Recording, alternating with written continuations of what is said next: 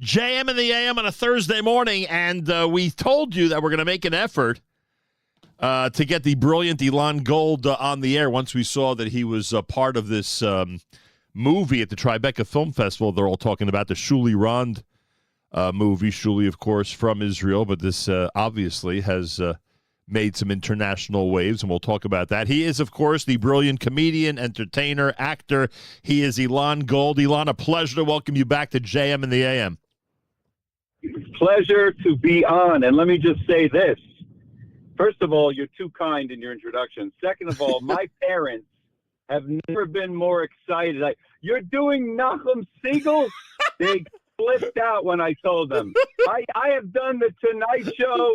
I have done the Curb with Larry David. But they're like, you're doing JM in the AM? Wait a minute. You are going on Nachum Segal. He's having you on? Now I am the one who feels so humble. Thank you so much.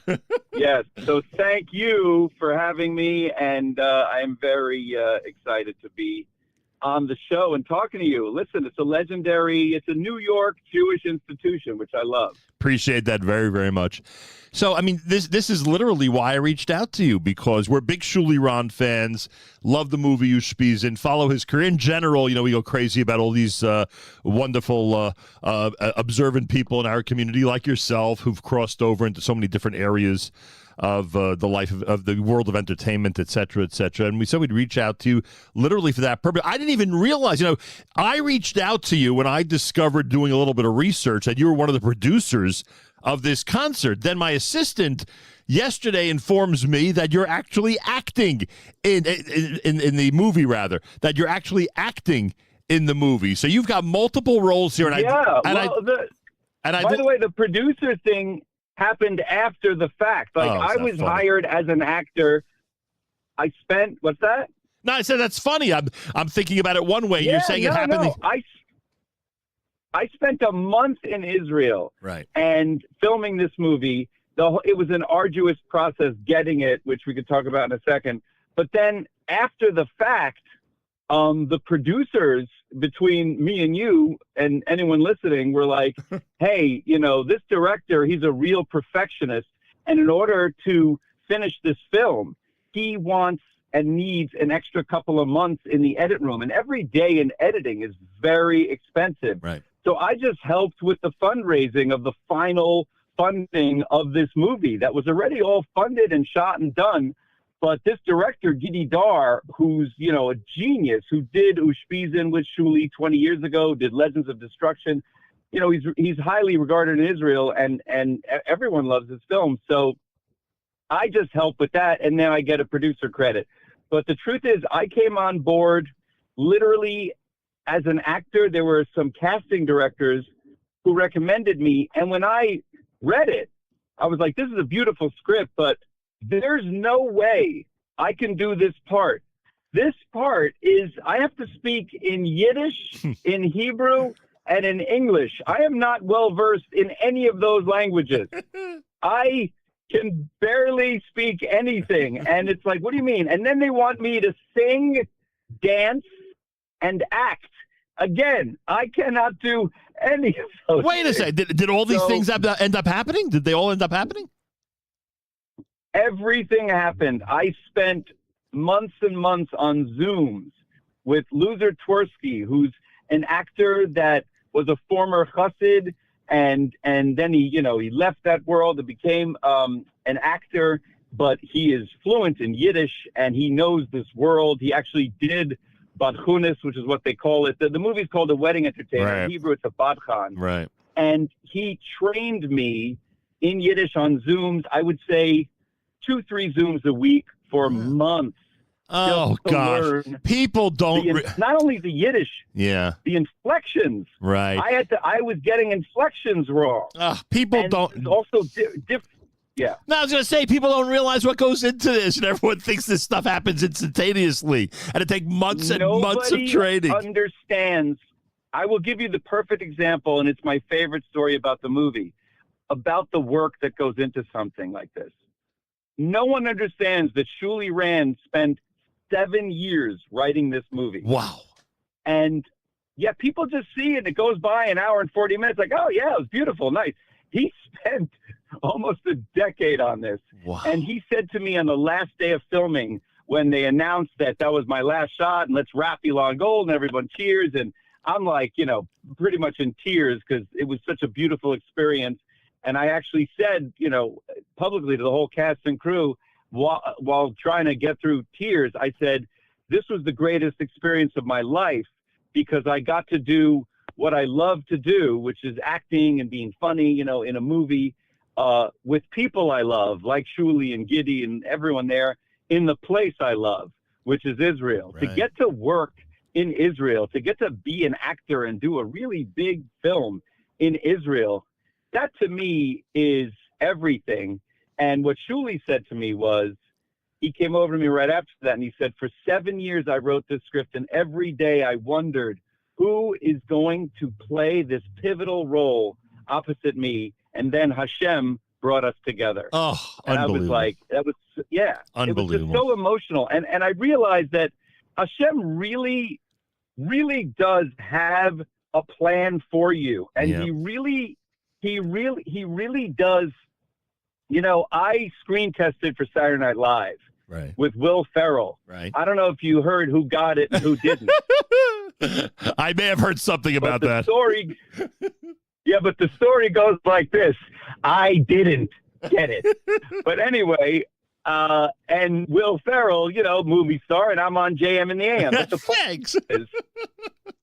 The point is my parents are happy. Exactly. Anyway, but for years, I was like, I can't believe I didn't get SNL because I'm really right for it with the impressions I do and characters and sketch comedy is my thing. And like, I can't believe I got so close. I was in the final, 8 people, literally. And even the New York Post said, oh, Elon Gold's a shoo-in for this new cast of SNL. And when it didn't happen, I was just crestfallen and just beyond devastated. But now, of course, in hindsight, I realized that was not what Hashem wanted for me. I love Shabbos. It's the greatest gift on earth. And I couldn't imagine breaking Shabbos every week for 20 weeks a year, let alone Ben Stiller, hosted Saturday Night Live on Kol Nidre night. Ooh, that's painful. So, that is painful. Yeah. So this is like, you're talking about, what's his name? The famous baseball player, the Yom Kippur guy. Sandy Koufax? Sandy Koufax. The Yom Kippur guy. Even Koufax said, I ain't playing on Yom Kippur. So for me to break Shabbat, which is what I had to do, and I already had a plan where I would live a few blocks away from 30 Rock, and I would just walk there, and I would try to maybe go to shul in the morning and then go to the studio for the rest of the day, but that is not Shabbos. Right. And then you're talking 3 decades later, and there I am playing Donald Trump in full costume and makeup in a sketch on one of the Israeli versions of Saturday Night Live. Right. And I went, oh, this is what God wanted. So I wanted to be on SNL, and God went, yeah, you will. Yeah. The one in Israel. I wanted to be in movies, and God said, yeah, you're going to be in movies in the Holy Land. And you're going to be in TV shows that are from Israel. And it's like, for me, I am so over the fake magic of Hollywood and how important it is to be in Hollywood movies. For me, if I could just do great work, and if most of that great work is in Israel or about Jews and Judaism, I couldn't be happier. I have no desire now to be the guy that the whole world loves. Because quite frankly, the whole world is kind of upside down and getting me a little bit annoyed these days. So Understood. I don't care to entertain them. Elon Gold is with us. You'll appreciate the line we always use here based on what you just said, and that is that God is the ultimate producer. He, as much as we all like to be producers of different things, he's the one who produces it all.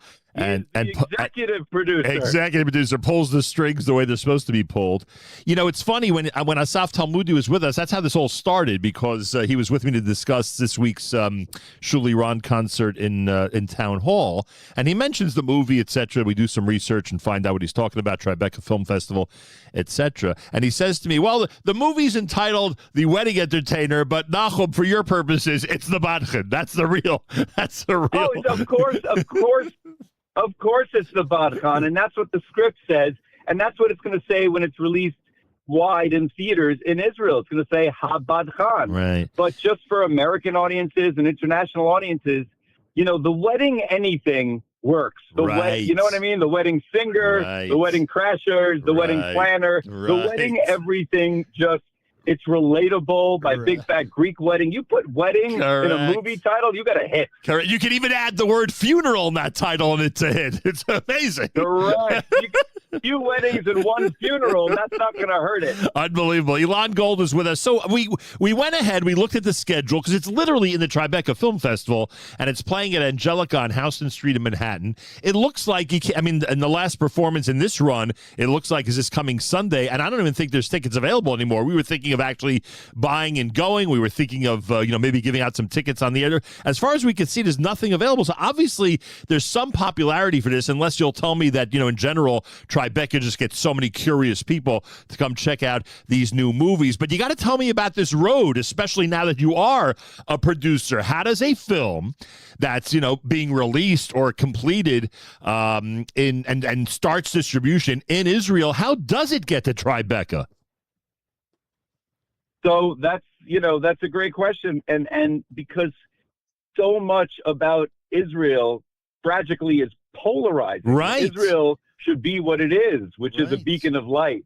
Israel should be literally exalted and regaled by the world and not demonized and vilified. But because of all the baloney controversy surrounding anything that comes out of Israel, they will be the cure from cancer, and these BDS schmucks will be like, I'd rather die. Right.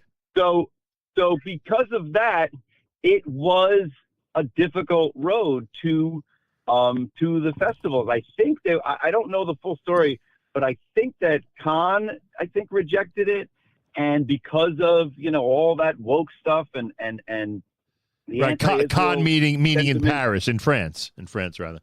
Yes, right. I wonder why. But anyway, But then Tribeca, that's run by De Niro and Jane Rosenthal and people who aren't complete lunatics and understand, what Israel really is and stands for, they love the film. Honestly, and here's what's a fact.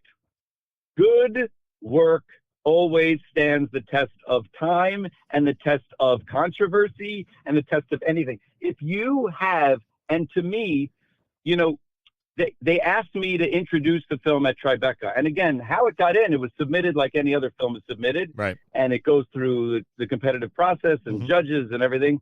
And it's such a beautiful film that it made it in. But the producers asked me to speak and introduce the movie at the world premiere the other day. And I said I was asked by this team to not oversell the movie. And to, as we're about to play this film, don't be too, don't put it up on such a high, because then people's expectations will, you never know. You never want to raise. And I said, believe me, as a comedian, I know this better than anyone. The worst thing that you can have is an MC say, this next comedian's the funniest guy ever. And then the whole audience is looking at you going, that's the funniest guy. Who the hell is this guy? So you never want that. You never want to exceed you want to exceed expectations, not anyway. Right. So I said, knowing that, I will now give you my introduction. And I said, Fiddler, Yentl, The Chosen, Ushpizin. These are timeless, instant, seminal, cultural, Jewish classic films. Right. And then I pointed to the screen and I went, this film is not one of those. I go, how's that for lowering expectations? Is that okay? Can I do that? And then I said, but if you ask me privately, I would tell you that it is. Nice. And I said, but you know what? Let it speak for itself and please enjoy it. So that was my intro. But to me, I think it's a timeless classic. I think that this will be around, forever in those great traditional, fiddlers and everything. And there's music and there's comedy and there's drama. And it's just a very beautiful, heartwarming, funny. Toss Exodus onto the list. Don't want to neglect that great Exodus. You could toss that film onto the list as well. Why not? I'm sorry. You're absolutely right. And, Shuli, by the way, having gotten to really get the honor of being close to him because he's a mythical creature. He is on another frequency than the rest of us. Yeah. He's magical. He's a true artist. He's a true talent. He's really connected to Hashem in a beautiful way. And the guy is just, you would think that when you meet him and hang out with him, he should be intimidating because also physically he's a big presence, big man, tall, big guy, right. Yep. big man. And then also he exudes and radiates greatness and holiness. Yeah. And you would think he's just sweet and humble and he's the best guy. And last night I got to, they asked me, would you introduce Shuli? I said, sure, I'll do like 5-10 minutes on stage at Town Hall. Right. And it was an incredible show. I just came up there, warmed the audience, introduced Shuli. The place went nuts. This is my thing with Shuli. Anytime whenever I'm in Israel and I say, oh, I'm about to do a movie with Shuli Rand, or I'm doing a movie, or I just did a movie with Shuli Rand, the second I say the word Shuli Rand, there's only one reply from every Israeli, and it's, "Oh my God, I love him! Yeah, oh, I love it's like telling people you're doing a movie with Redford. That's what it's like in Israel. It's literally he's the Redford. He is the most beloved mythical creature in Israel because he is otherworldly. We had an opportunity about a year ago to spend like 3 hours with him. It was one of the warmest conversations I've ever had. And what gets me is that, and this is what sometimes people don't appreciate, especially if they don't get an opportunity to meet people in the industry, and that is the incredible amount of talent that someone like him actually has. When you have a successful film, and we all agree that Ushpizin was in fact an international hit, and this one is likely, on the way we're hearing about it, is on its way to becoming an international hit and a Jewish classic, as you said, you don't realize how much talent is behind it. And what you just described in terms of being in his presence, it exudes from him as you're with him. You understand that there's something magical about him, which is pretty amazing. And when he's on stage, it's magical. It's it's almost like going Lahavdil to a Michael Jackson show. Right. Good comparison. Good comparison. I mean? Yes. You just see, if you're watching Prince, right, you just go, oh, this is otherworldly. Right. It's larger. It's the old larger than life thing. It's the old larger than life thing. That's what he is. Larger than life. Yeah. I call them, I said this to, by the way, I'm not dropping names, but last week I did the most Black and Jewish thing anyone could ever do. Yeah. You'll never guess what it was. Go ahead. It's the most Black and Jewish thing.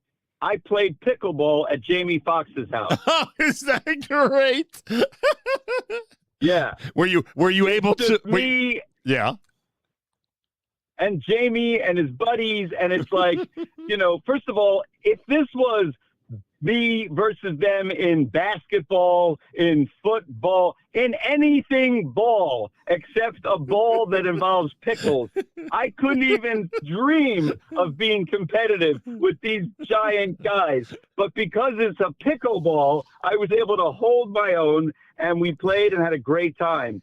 And what I said to Jamie, who was so crazy complimentary to me, I was actually blown away because I knew he follows me on Instagram, but I didn't know that he was a diehard fan of mine. And it was so meaningful to me that someone of that talent, magnitude, and star power is a fan of mine. And I was, just humbled by that.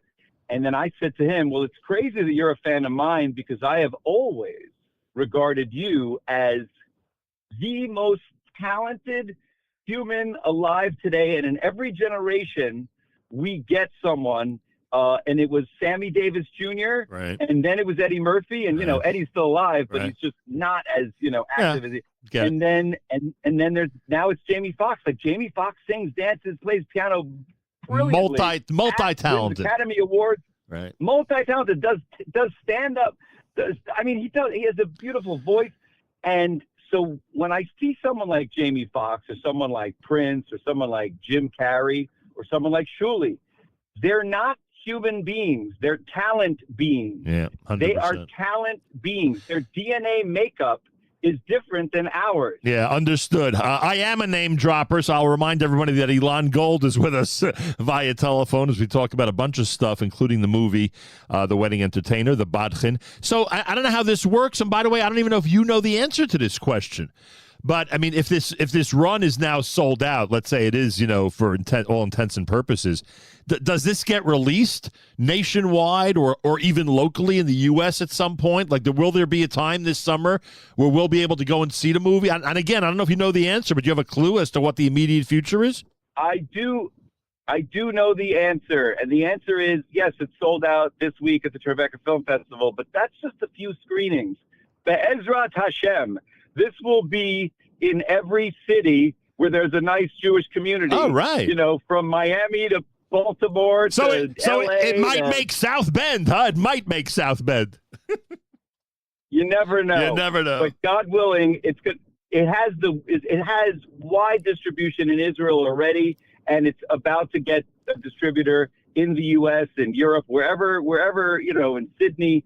So it's going to be seen wide, I think, this fall. I think the release is like September, October, something like that. Nice. And hopefully not in the middle of Rosh Hashanah, but at some point, maybe not during the Aseret Yemei Tshuva, right? Maybe not in Chol HaMoed, but at some point, either before or after. Yeah, look, if they do it right, it'll come out right after Simchas Torah when it's actually wedding season again in the Jewish world. And if they want to hire Nachum Segal as a calendaric consultant, trust me, I have all the answers on this. Finally, Elon, I got to ask you this because, look, we've always been major fans. You've been with us before.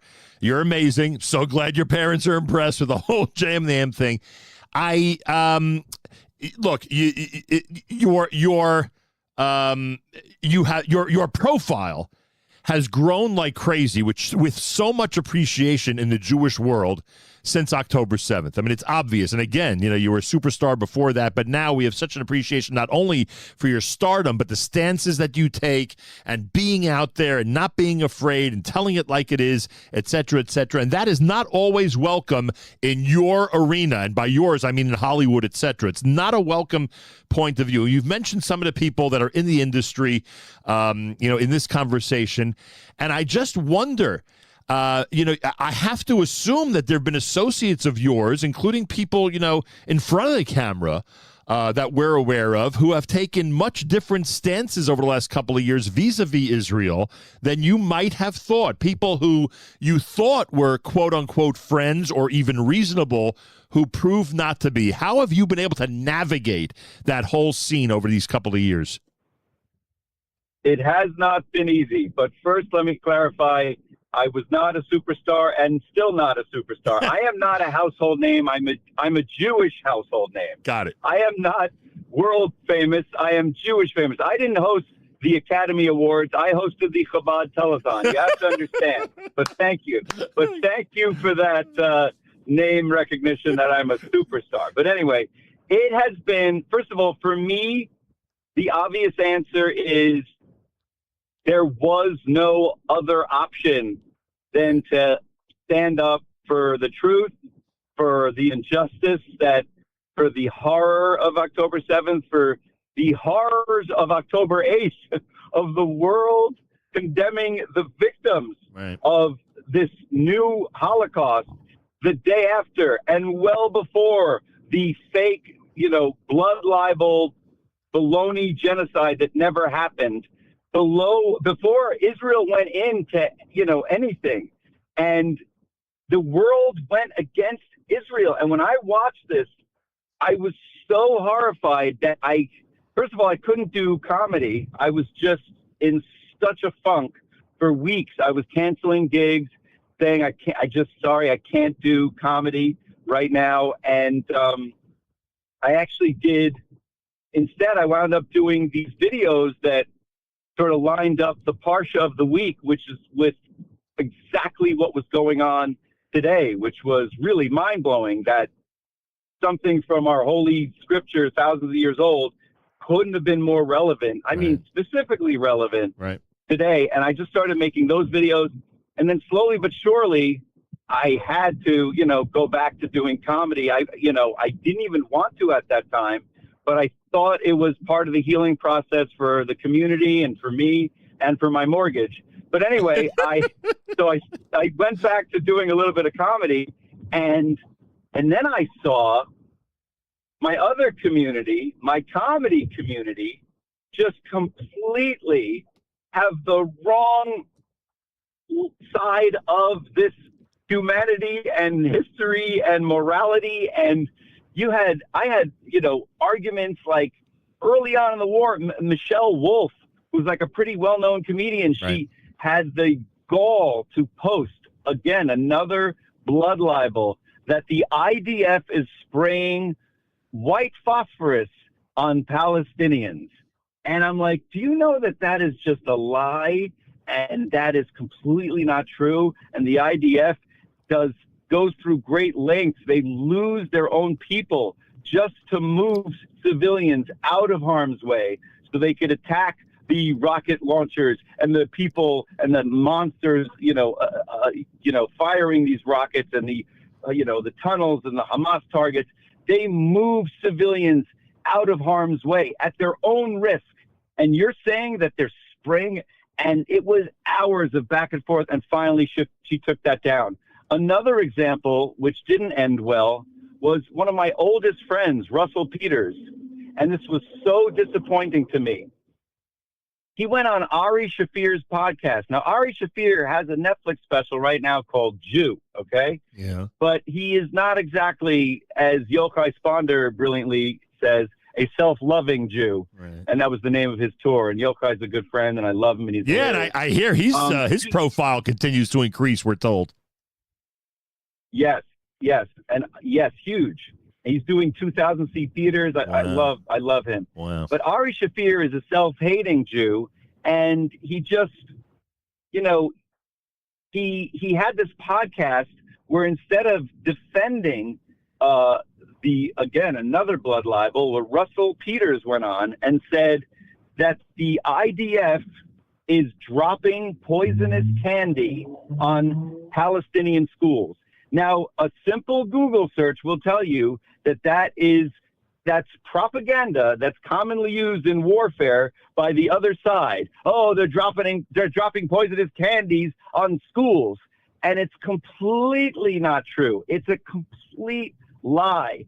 And I said to Russell, that's totally untrue. And what the problem with it is, it's going to incite violence against Jews everywhere.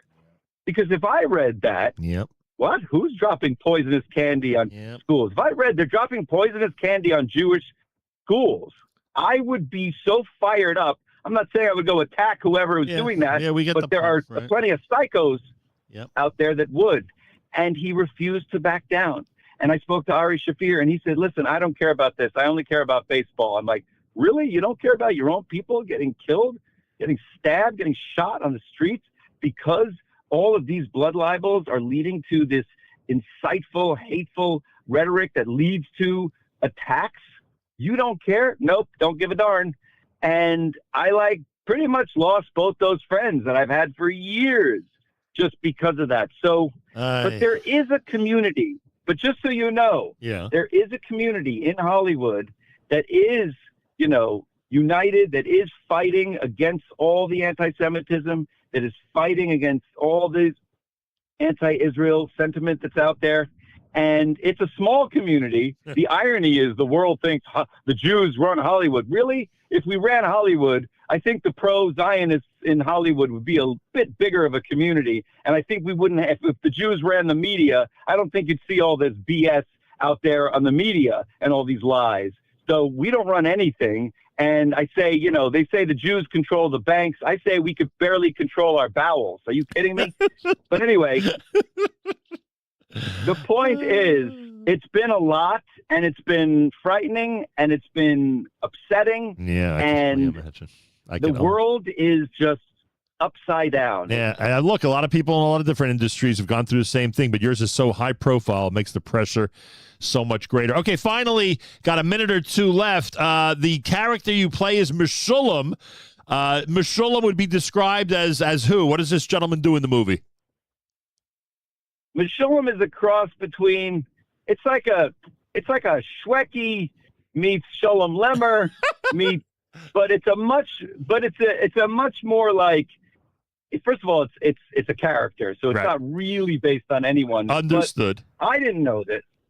But I didn't even know this, but a badchan is a very commonly used thing in the Haredi world in Israel, in Brooklyn, wherever there are ultra-Orthodox Jews, there are wedding jesters who go out there and, Hasidim don't go to comedy clubs really or movies or a lot of them won't go. So they get their entertainment at these weddings. Right. And this character is the modern American version versus Shuli, and Shuli's character is very different. Shuli's old world from the old city of Jerusalem. You're the modernish Badhan. I'm the modernist, and they're saying, "What is this modernist crap?" And a lot of the Machatunim don't like it so much. They like Shuli. So I say this is like Rocky, where it's a battle between these two Badchanim, and it's a battle between the old and the modern, and in Israel and America, and egos, and it's egos. But ultimately, it's really a father-daughter story. There is this rivalry, and it's a story also about friendship and betrayal, but ultimately, it's a father-daughter story with Shuli trying to marry off his daughter and, wanting to be the Badchan at his old friend's wedding. But the problem is he already hired me. Got it. And the modern guy. I'm coming from America, the modern guy. And so it's a very small, unique, niche story. But like my Big Fat Greek Wedding, it's very relatable to everyone. You don't have to be. Here's the log line. I got it. You don't have to be Jewish. I got it. No, but here's the log line. You don't have to be Jewish to enjoy this movie, but it helps. Right, exactly. It helps if you've been up at 4 a.m. at some relative's wedding and you have to actually sit through one of those Badchan sessions as they're doing the Mazinka and the Mitzvah Tads. That's where we've been caught sometimes early in the morning, then straight to JM in the AM. Elon Gold. Oh, by the way, I don't know if the filming schedule made this possible, but you had at least one of your children in Israel during this past year. Did the kids have an opportunity to come and see you film, or it didn't work out like that? First of all, no, it was annoying because it didn't work out. First of all, as you know, our sons went for their gap year to TVA, which is an amazing school. We got to do this more accurately. Your son just had a great year at TVA, and my son is one of the administrators at TVA, and it seems that the two of them got along really nicely, thank God. All right. That's right. And what's your son's name? Rev Yoshua Segal. Oh, that's Rev Yoshua. Are you kidding me? I just put this together now. You said my son works. I didn't even know who you were talking about. My son Darren loves Rev Yoshua. There you go. And Rev Yair and all the rabbis there. Yeah, Rev Yair is Rev Yair's another one of those larger than life guys. 100% larger than life. Like otherworldly. And then there's also, Rev, who's the other rabbi there that we love? I'm trying Rev Yair, I'm trying to. Oh my God! There's another one. He came to New York for the wedding and married my daughter, and son-in-law. Oh, I know who you're talking about. I'm also blanking. I know it's on the tip of my tongue, and I can't get it out. Blanking. So did the kids have an opportunity? Was family there at all with you? No. So this was not during his gap year because this was filmed over a year and a half ago. That's another thing And, people he need just to realize. You're helping us promote this film, and it's been in the can as far as you're concerned for months and months and months. People don't realize that. Let me tell you something. I have 2 movies. One I filmed in May 2 years ago. Wow.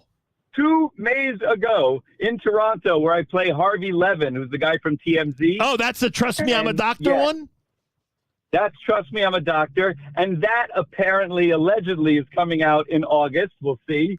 But I've been waiting 2 years for that, and I really rocked that role, too. Wow. And then this was filmed in November and December, also of not this past November and December, a year ago, November and December. Oh, my God. So the wait, the painful wait between filming and then editing and then promotion and then marketing and then distribution, it's torturous, because when you're really proud of a product and you just want people to see it and enjoy it and talk about it, and then you have to wait 2 years, it's like, come on. Unbelievable.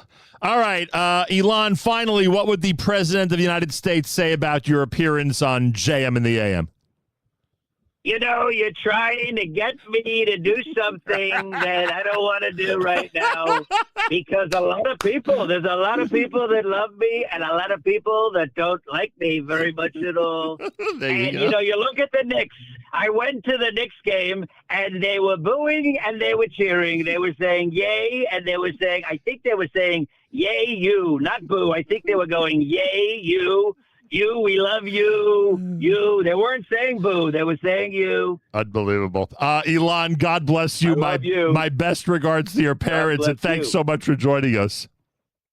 Thank you, and thank your son for being awesome. You got it. A real pleasure. Elon Gold, Thursday morning, JM in the AM.